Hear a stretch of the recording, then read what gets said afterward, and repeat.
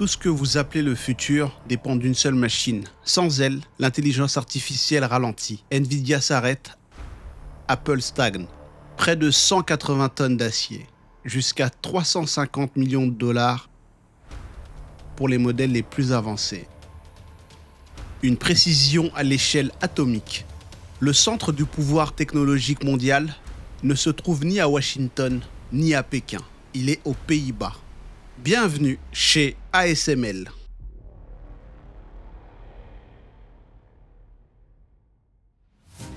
Pendant des décennies, le progrès technologique semblait automatique. Tous les 2 ans, les puces devenaient plus puissantes, plus petites, plus rapides. On appelait cela la loi de Moore. Puis, vers 2010, l'industrie a frappé un mur. Le problème n'était pas l'argent, ni le talent, mais la physique. Pour graver des transistors sur du silicium, on utilise de la lumière. Plus la lumière est fine, plus les détails peuvent être petits. Mais la lumière utilisée jusque-là était devenue trop large. On atteignait la limite de la diffraction. La lumière commençait à baver, à se courber autour des composants au lieu de les dessiner avec précision. Les transistors devenaient plus petits que les outils utilisés pour les dessiner.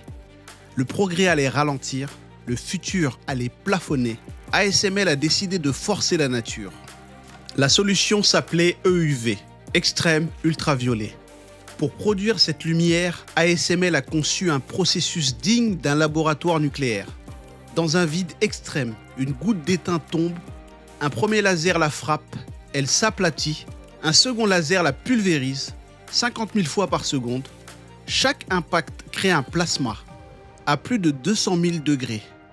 C'est ce plasma qui produit la lumière EUV, une lumière si fine qu'elle permet de graver des circuits plus petits qu'un virus. Mais cette lumière est un cauchemar technique. Elle est absorbée par presque tout, y compris l'air et le verre conventionnel. Tout doit se dérouler dans un environnement sous vide quasi parfait. ASML n'a pas seulement construit une machine, elle a domestiqué une force physique extrême et l'a rendue industrielle. Elle a transformé une réaction instable de laboratoire en infrastructure critique mondiale.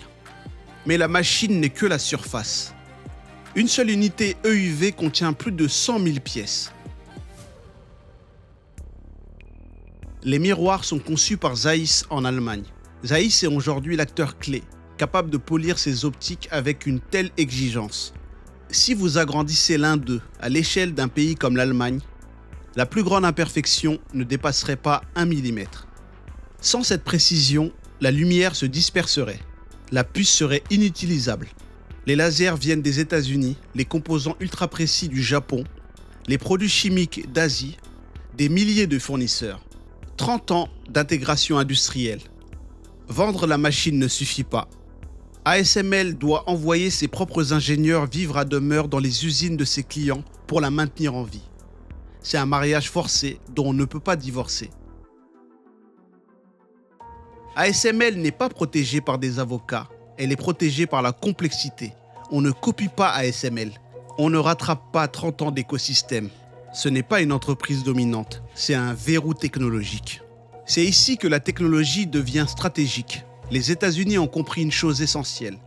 Pour ralentir un rival, il ne faut pas interdire les algorithmes, il faut interdire la forge. Depuis 2019, sous pression américaine, ASML ne peut plus livrer ses machines EUV à la Chine. En 2022, ces restrictions se renforcent et s'étendent. Objectif, empêcher l'exportation de machines EUV vers la Chine.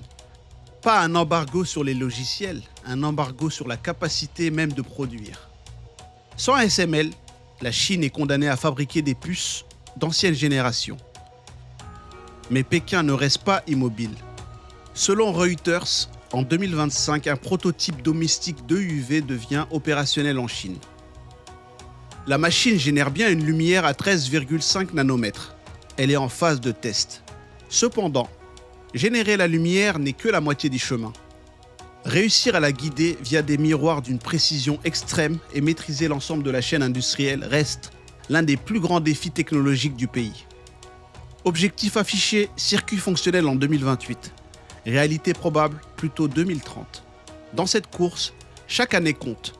Car pendant que la Chine tente de recréer la forge, Le reste du monde continue d'utiliser celle d'ASML. Toute la production mondiale de puces les plus avancées dépend de ces machines. Un seul maillon, un seul point de défaillance. Si ASML s'arrête, TSMC ralentit. Si TSMC ralentit, Nvidia ne livre plus. Si Nvidia ne livre plus, l'intelligence artificielle stagne en cascade. Nous avons optimisé le monde pour la performance, mais nous l'avons rendu fragile.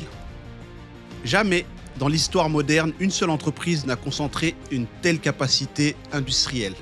Nous avons bâti l'économie du futur sur une seule forge, et nous prions pour qu'elle ne s'éteigne jamais.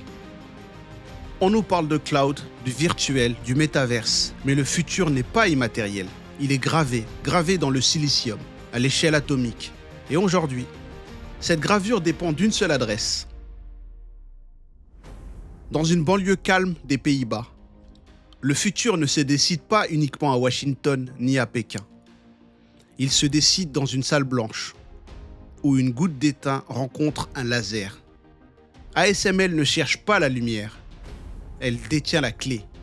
Et tant que la clé reste aux Pays-Bas, le centre du monde n'est pas là où vous le croyez. Merci d'avoir regardé la vidéo. N'hésitez pas à liker, partager et vous abonner et activer la cloche pour ne rien rater. Et je vous dis à la prochaine. Salut!